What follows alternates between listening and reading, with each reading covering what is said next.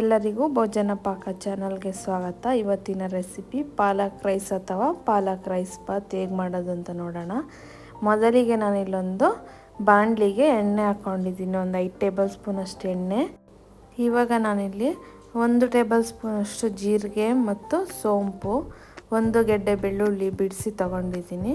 ಇಲ್ಲಿ 1 ಇಂಚಷ್ಟು ಶುಂಠಿನ ಕಟ್ ಮಾಡಿ ತಗೊಂಡು ಇದನ್ನು ಚೆನ್ನಾಗಿ ಫ್ರೈ ಮಾಡ್ಕೊಳ್ಳಿ. ಇವಾಗ ನಾನಿಲ್ಲಿ ಇದನ್ನು ಚೆನ್ನಾಗಿ ಫ್ರೈ ಮಾಡ್ಕೊಂಡಿದ್ದೀನಿ. ಇವಾಗ ನಾನು 1 ಈರುಳ್ಳಿನ ಉದ್ದುದ್ದು ಕಟ್ ಮಾಡಿರೋದನ್ನು ಹಾಕ್ಕೊತಾ ಇದ್ದೀನಿ.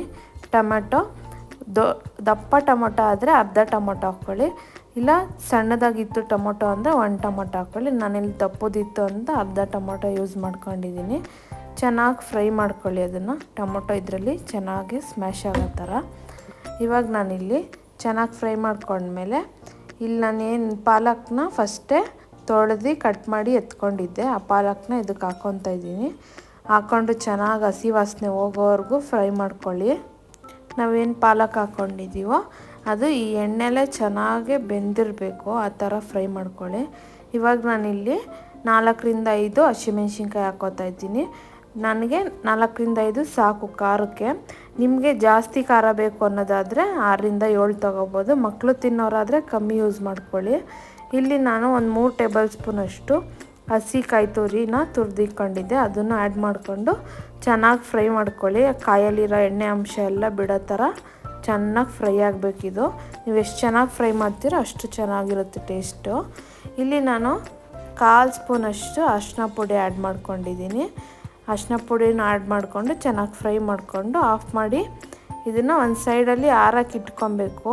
ರುಬ್ಬೋ ಟೈಮಲ್ಲಿ ನಾನು ಗಸಗಸೆ ಆ್ಯಡ್ ಮಾಡಿದ್ದೀನಿ 1 ಟೇಬಲ್ ಸ್ಪೂನು. ರುಬ್ಬುವಾಗ ಅದನ್ನು ಆ್ಯಡ್ ಮಾಡ್ಕೊಂಡು ರುಬ್ಕೊಳ್ಳಿ. ಇವಾಗ ನಾನು ಇಲ್ಲೊಂದು ಕುಕ್ಕರ್ ಇಟ್ಕೊಂಡಿದ್ದೀನಿ. ಇಲ್ಲಿ 4 ಟೇಬಲ್ ಸ್ಪೂನಷ್ಟು ಎಣ್ಣೆ ಹಾಕ್ಕೋತಾ ಇದ್ದೀನಿ. ನೀವು ಬೇಕಾದರೆ ತುಪ್ಪನೂ ಆ್ಯಡ್ ಮಾಡ್ಕೋಬೋದು, ನಾನು ಬರೀ ಎಣ್ಣೆ ಯೂಸ್ ಮಾಡಿದ್ದೀನಿ. ಒಗ್ಗರಣೆಗೆ 2 ಪೀಸಷ್ಟು ಚಕ್ಕೆ ಹಾಕ್ಕೊಂಡಿದ್ದೀನಿ, 5ರಿಂದ 6 ಲವಂಗ, ಸ್ವಲ್ಪ ಮೆಣಸು ಹಾಕ್ಕೊಂಡಿದ್ದೀನಿ, ಜೀರಿಗೆ ಮತ್ತು ಸೋಂಪು ಆ್ಯಡ್ ಮಾಡ್ಕೋಬೇಕು. ನಾನು ಸೋಂಪು ಲಾಸ್ಟಲ್ಲಿ ಆ್ಯಡ್ ಮಾಡ್ತಾಯಿದ್ದೀನಿ. ಇಲ್ಲಿ 4 ಏಲಕ್ಕಿ ಮತ್ತು 2 ಪಲಾವ್ ಎಲೆ, 5ರಿಂದ 6 ಗೋಡಂಬಿ ಹಾಕ್ಕೊಂಡಿದ್ದೀನಿ. ಸೋಂಪು ನಾನು ಇವಾಗ ಹಾಕ್ಕೋತಾ ಇದ್ದೀನಿ.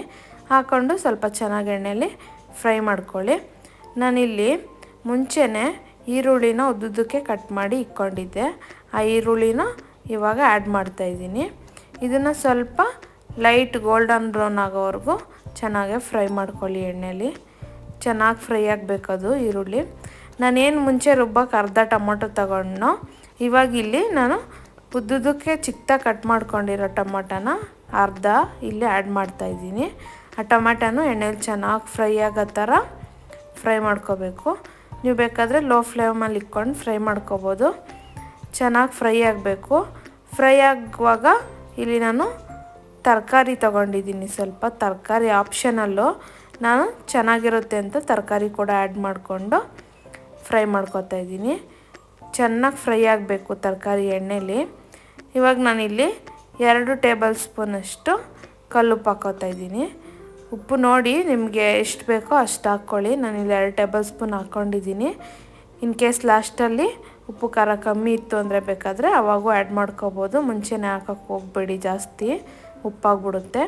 ಇವಾಗ ಇಲ್ಲಿ ನಾನು ಚೆನ್ನಾಗಿ ಫ್ರೈ ಮಾಡ್ಕೊತಾ ಇದ್ದೀನಿ ಎಣ್ಣೆಲೇ. ಈಗ ನಾನು ಏನು ರುಬ್ಬಿಟ್ಕೊಂಡಿದ್ನ ಅವಾಗೆ ಮಸಾಲೆನ, ಆ ಮಸಾಲೆನ ಆ್ಯಡ್ ಮಾಡ್ತಾಯಿದ್ದೀನಿ. ಚೆನ್ನಾಗಿ ಫೈನ್ ಪೇಸ್ಟ್ ಆಗಿರಬೇಕು, ನುಣ್ಣಗೆ ತರಿಯಾಗಿರಬಾರ್ದು ಅದು.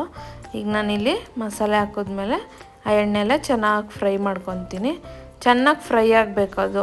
ನಾವೇನು ರುಬ್ಬಿರ್ತೀವಲ್ಲ ಪಾಲಕ್ ಸೊಪ್ಪು, ಅದ್ರದ್ದು ಸ್ವಲ್ಪ ಸ್ಮೆಲ್ ಇರುತ್ತೆ, ಅದು ಹೋಗೋ ತನಕ ಚೆನ್ನಾಗಿ ಫ್ರೈ ಮಾಡ್ಕೊಳ್ಳಿ ಎಣ್ಣೆಲೇ. ಚೆನ್ನಾಗಿ ಫ್ರೈ ಆದಮೇಲೆ ನಾನಿಲ್ಲಿ 1 ಟೇಬಲ್ ಸ್ಪೂನಷ್ಟು ಗರಂ ಮಸಾಲ ಮತ್ತು 1 ಟೇಬಲ್ ಸ್ಪೂನಷ್ಟು ಧನಿಯಾ ಪೌಡರ್ ಆ್ಯಡ್ ಮಾಡ್ಕೊತಾ ಇದ್ದೀನಿ. ಹಾಕ್ಕೊಂಡು ಇವಾಗ ಸ್ವಲ್ಪ ಮಿಕ್ಸ್ ಮಾಡ್ಕೊಳ್ಳಿ. ಅದನ್ನು ಚೆನ್ನಾಗಿ ಮಿಕ್ಸ್ ಆದಮೇಲೆ ನಿಮಗೆ ಎಣ್ಣೆ ಬಿಡ್ತಾ ಇರುತ್ತದು. ಚೆನ್ನಾಗಿ ಬೆಂದಿದೆ ಮಸಾಲೆ ಅಂದಾಗ ಎಣ್ಣೆ ಎಲ್ಲ ಮೇಲೆ ಬರ್ತಾ ಇರುತ್ತೆ. ನಾನು 2 ಗ್ಲಾಸ್ ಅಕ್ಕಿನ ಮುಂಚೆನೇ ನೆನೆಸಿ ಇಟ್ಕೊಂಡಿದ್ದೀನಿ. 2 ಗ್ಲಾಸ್ ಅಕ್ಕಿಗೆ 4 ಗ್ಲಾಸಷ್ಟು ನೀರು ಹಾಕೋಬೇಕಾಗುತ್ತೆ. ನಾನಿಲ್ಲಿ 4 ಗ್ಲಾಸಷ್ಟು ನೀರು ಹಾಕ್ಕೊತಾ ಇದ್ದೀನಿ. ಹಾಕಿದ್ಮೇಲೆ ಚೆನ್ನಾಗಿ ಒಂದ್ಸಲಿ ತಿರುಗಿಸ್ಕೊಂಡು ಕೆಳಗಡೆ ಇರೋ ಮಸಾಲೆ ಎಲ್ಲ ಚೆನ್ನಾಗಿ ಮಿಕ್ಸ್ ಆಗಬೇಕು. ಚೆನ್ನಾಗಿ ತಿರುಗಿಸ್ಕೊಂಡ್ಮೇಲೆ ಅದನ್ನು ಕುದಿಯೋಕ್ಕೆ ಬಿಟ್ಕೊಳ್ಳಿ. ಚೆನ್ನಾಗಿ ಕುದಿ ಬಂದಮೇಲೆ ನೀವು ಏನು ನೆನೆಸಿಟ್ಕೊಂಡಿರ್ತೀರಲ್ಲ ಆ ಅಕ್ಕಿನ ಇದಕ್ಕೆ ಆ್ಯಡ್ ಮಾಡ್ಕೊಬೇಕಾಗುತ್ತೆ. ಈಗ ನೋಡಿ ಚೆನ್ನಾಗಿ ಕುದಿ ಬಂದಿದೆ. ಇವಾಗ ನಾನು ರೈಸ್ ಆ್ಯಡ್ ಮಾಡ್ತಾಯಿದ್ದೀನಿ. ಸ್ವಲ್ಪ ಲೋ ಫ್ಲೇಮಲ್ಲಿ ಇಟ್ಕೊಂಡು ರೈಸ್ ಆ್ಯಡ್ ಮಾಡ್ಕೊಳ್ಳಿ, ಇಲ್ಲಾಂದರೆ ಕುದೀತಾ ಇರುತ್ತಲ್ಲ ಕೈ ಮೇಲೆಲ್ಲ ಸಿಡಿಯುತ್ತೆ.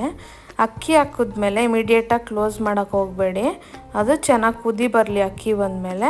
ಇವಾಗ ಬೇಕಾದ್ರೆ ನೀವು ಉಪ್ಪು ಖಾರ ಒಂದ್ಸಲಿ ನೋಡ್ಕೊಳ್ಳಿ, ಉಪ್ಪು ಖಾರ ಕಮ್ಮಿ ಇತ್ತು ಅಂದರೆ ಆ್ಯಡ್ ಮಾಡ್ಕೊಳ್ಳಿ.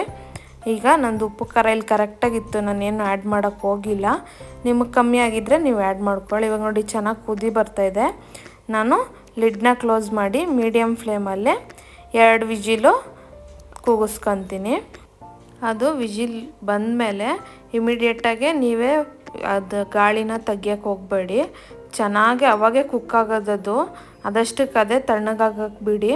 ಆಮೇಲೆ ನೋಡಿ ನಿಮಗೆ ಸೂಪರ್ ಆ್ಯಂಡ್ ಟೇಸ್ಟಿಯಾಗಿರೋ ಪಾಲಕ್ ರೈಸು ರೆಡಿಯಾಗಿರುತ್ತೆ. ಇಲ್ಲಿ ನೋಡಿ ಎಷ್ಟು ಚೆನ್ನಾಗಿ ಬಂದಿದೆ. ಇವಾಗ ತಿರುಗಿಸ್ಕೊಳ್ಳಿ, ಮೇಲೇನು ಮಸಾಲೆ ಇರುತ್ತೋ ಅದನ್ನೆಲ್ಲ ನೀಟಾಗಿ ಮಿಕ್ಸ್ ಮಾಡ್ಕೊಳ್ಳಿ. ಅನ್ನ ಎಲ್ಲ ಕೆಳಗಡೆ ಇರುತ್ತೆ, ಮಸಾಲೆ ಮೇಲೆ ಬಂದಿರುತ್ತೆ.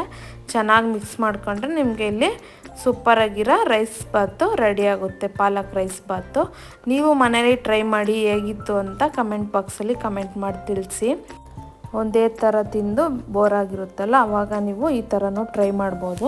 ತುಂಬ ಟೇಸ್ಟಿಯಾಗಿರುತ್ತೆ. ಬೇಕಾದರೆ ಲಂಚ್ ಬಾಕ್ಸ್ಗೆ, ಬ್ರೇಕ್ಫಾಸ್ಟ್ಗೆಲ್ಲ ನೀವು ಪ್ಯಾಕ್ ಮಾಡೋಕ್ಕೆ ತುಂಬ ಚೆನ್ನಾಗಿರುತ್ತೆ. ಟ್ರೈ ಮಾಡಿ ನೋಡಿ. ಯಾರೆಲ್ಲ ಚಾನಲ್ ಸಬ್ಸ್ಕ್ರೈಬ್ ಮಾಡದೆ ನೋಡ್ತಾ ಇದ್ದೀರೋ ಪ್ಲೀಸ್ ಸಬ್ಸ್ಕ್ರೈಬ್ ಮಾಡ್ಕೊಂಡು ನೋಡಿ. ಹೀಗೆ ಸಪೋರ್ಟ್ ಮಾಡ್ತಾಯಿರಿ. ಎಲ್ಲರಿಗೂ ಥ್ಯಾಂಕ್ ಯು.